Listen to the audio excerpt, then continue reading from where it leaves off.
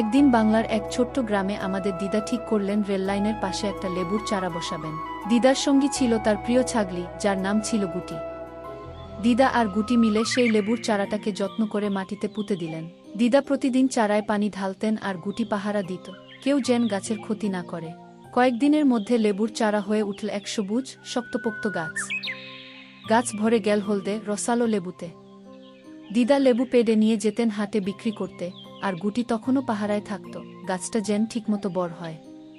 হঠাৎ এক দুপুরে দিদা আর গুটি লেবুর গাছের ছায়ায় বসে বিশ্রাম নিচ্ছিলেন। ঠিক তখনই দূর থেকে শো শো করে আসতে শুরু করল এক বিরাট ট্রেন।